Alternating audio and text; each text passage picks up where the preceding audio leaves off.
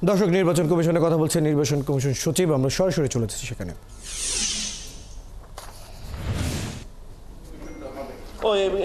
একদম আমাদের যে আইন আছে সেই আইন অনুযায়ী, যেমন আইনে যে জিনিসগুলো আছে, প্রশাসনিক আপনার যে অখণ্ডতা এবং জিওগ্রাফিক্যাল লোকেশন এবং স্ট্যাটাস, জনসংখ্যা, ভোট সংখ্যা, এবং আমরা হিস্টোরিক্যাল অ্যানেকডোটটাও দেখব। ঠিক আছে, কোনটা জনসংখ্যা আছে, জনসংখ্যার সাথে ভোটার সংখ্যাটা ইন্টাররিলেটেড।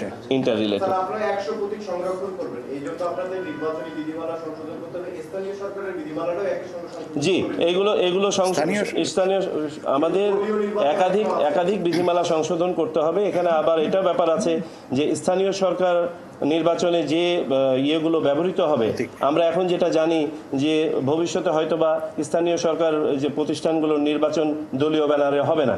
সেই ক্ষেত্রে আমাদেরকে নিশ্চিত করতে হবে যে কোনো দলীয় ব্যানারে ব্যবহৃত কোনো প্রতীক যেন স্থানীয় সরকার নির্বাচনে ব্যবহৃত না হয়। আমাদের স্থানীয় সরকারের জন্য বর্তমানে 140টি প্রতীক ছিল, এটাকে এখন আমাদেরকে রিভাইজ করতে হবে এই সবের আলোকে। ঠিক আছে, স্যার যে তিনটা ইস্যু কনসিডারেশন আর কথা বলছেন, জিওগ্রাফিক্যাল লোকেশন আর এই যে এর মধ্যে কোনটাকে প্রায়োরিটাইজ করতে? সবগুলোই গুরুত্বপূর্ণ, তবে এখানে আমাদের একটা জিনিস দেখতে হবে যে বাংলাদেশের বাস্তবতায় আমাদের হয়তোবা জনসংখ্যার ব্যাপারটা একদম মানে ঐকিক হারে করা যাবে না, কারণ এটার সাথে বাউন্ডারির ব্যাপার আছে। আপনার ধরেন 229টা আসনের ব্যাপারে কোনো আবেদনই পড়ে নাই, সো ওখানে যদি জনসংখ্যার ভেরিয়েশনে থাকে জোর করে তো এটাকে আমার ডিস্টার্ব করার দরকার নেই। ঠিক আছে, অনেক ধন্যবাদ সবাইকে।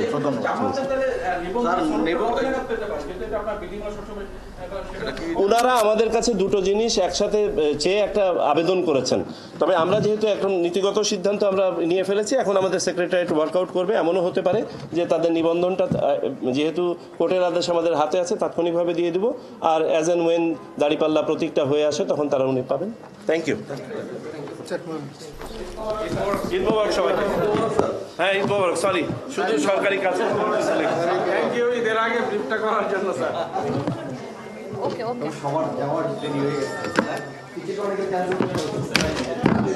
ভাই আমরা লাইভে আছি।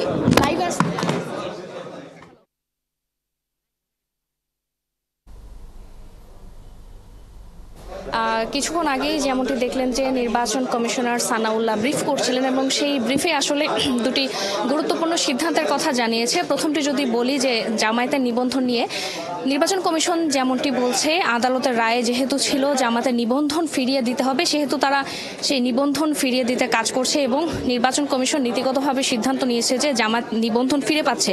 এবং আরেকটি গুরুত্বপূর্ণ যেটি বিষয় ছিল সেটি হচ্ছে প্রতীকের বিষয়ে।